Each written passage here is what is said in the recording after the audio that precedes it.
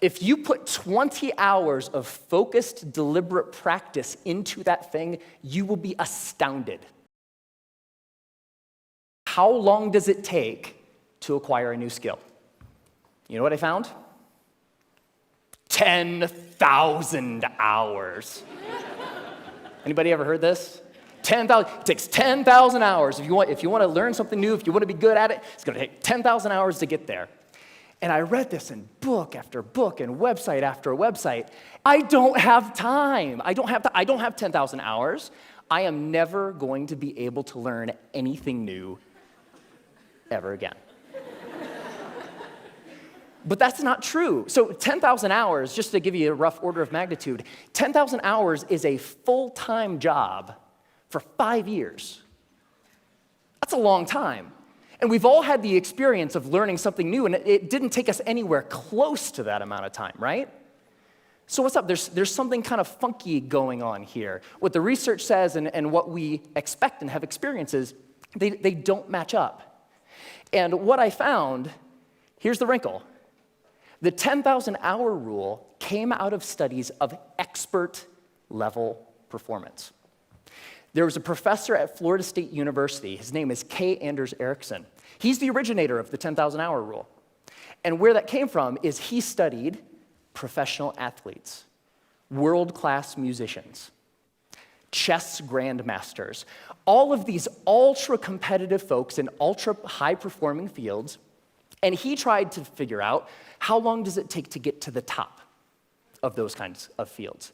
And what he found is the more deliberate practice, the more time that those individuals spent practicing the elements of whatever it is that they do, the more time you spend, the better you get. And the folks at the tippy top of their fields put in around 10,000 hours of practice. Now, we were talking about the game of telephone a little bit earlier. Here's what happened. An author by the name of Malcolm Gladwell wrote a book in 2007 called Outliers, the Story of Success. And the centerpiece of that book was the 10,000-hour rule. Practice a lot, practice well, and you will do extremely well. You'll reach the top of your field. So the message, what Dr. Ericsson was actually saying is, it takes 10,000 hours to get to the top of an ultra-competitive field in a very narrow subject. That's what that means. But here's what happened. Ever since Outliers came out, immediately came out, reached the top of the bestseller list, stayed there for 3 solid months. All of a sudden, the 10,000-hour rule was everywhere. And a society-wide game of telephone started to be played. So this message, it takes 10,000 hours to reach the top of an ultra-competitive field, became, it takes 10,000 hours to become an expert at something. Which became, it takes 10,000 hours to become good at something. Which became, it takes 10,000 hours to learn something. But that last statement, it takes 10,000 hours to learn something, it's not true. It's not true. So, what the research actually says, if I spent a lot of time here at the CSU library in the cognitive psychology stacks, because I'm a geek. And when you actually look at the studies of skill acquisition, you see over and over and over a graph like this. Now, researchers, whether they're studying a motor skill, something you do physically, or a mental skill, they like to study things that they can time, because you can quantify that, right? So they'll give research participants a little task, something that requires physical arrangement, or something that requires learning a little mental trick, and they'll time how long a participant takes to complete the skill. And here's what this graph says. When you start, so when researchers gave participants a task, it took them a really long time because it was new and they were horrible. With a little bit of practice, they get better and better and better, and that early part of practice is really, really efficient. People get good at things with just a little bit of practice. Now, what's interesting to note is that if, we don't really, for skills that we want to learn for ourselves, we don't care so much about time, right? We just care about how good we are, whatever good happens to mean. So if we relabel performance time to how good you are, the graph flips. and you get this famous and widely known, this is the learning curve. And the story of the learning curve is when you start, you're grossly incompetent and you know it, right? With a little bit of practice, you get really good really quick. So that early level of improvement is really fast. And then at a certain point, you reach a plateau, and the subsequent gains become much harder to get. They take more time to get. Now, my question is, I want that, right? How long does it take from starting something and being grossly incompetent and knowing it to being reasonably good in, hopefully, as short a period of time as possible? So, how long does that take? Here's what my research says. 20 hours. That's it. You can go from knowing nothing about any skill that you can think of. Want to learn a language? Want to learn how to draw?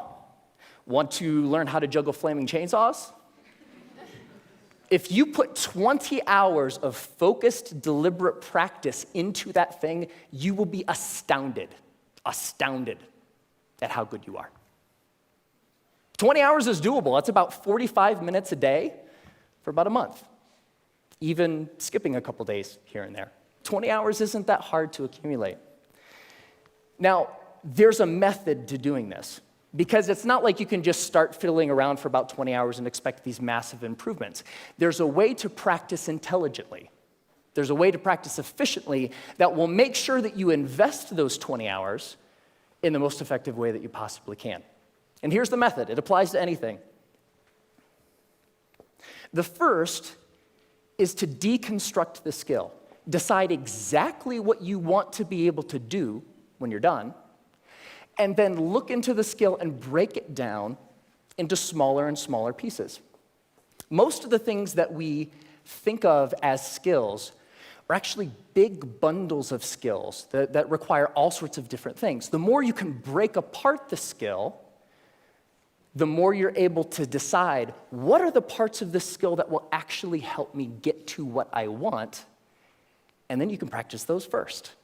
And if you practice the most important things first, you'll be able to improve your performance in the least amount of time possible. The second is learn enough to self-correct. So get 3 to 5 resources about what it is you're trying to learn. Could be books, could be DVDs, could be courses, could be anything.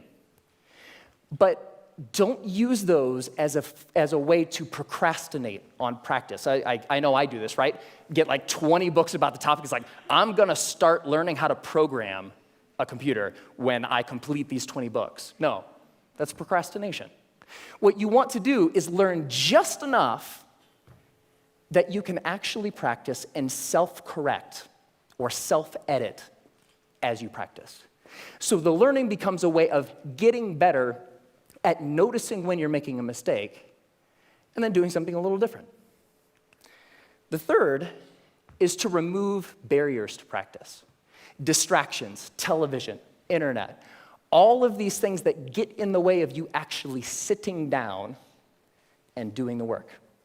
And the more you're able to use just a little bit of willpower to remove the distractions that are keeping you from practicing, the more likely you are to actually sit down and practice, right? And the fourth is to practice for at least 20 hours. Now, most skills have what I call a frustration barrier. You know, the grossly incompetent knowing it part. That's really, really frustrating. We don't like to feel stupid. And feeling stupid is a barrier to us actually sitting down and doing the work.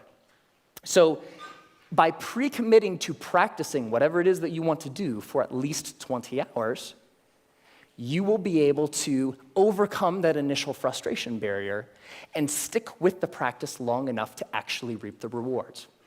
All right? That's it. It's not rocket science. 4 very simple steps that you can use to learn anything. And so it's amazing, pretty much anything that you can think of. What do you want to do? The major barrier to learning something new is not intellectual. It's not the process of you learning a bunch of little tips or tricks or things. The major barrier is emotional. We're scared. Feeling stupid doesn't feel good. In the beginning of learning anything new, you feel really stupid. So the major barrier is not intellectual, it's emotional. But put 20 hours into anything.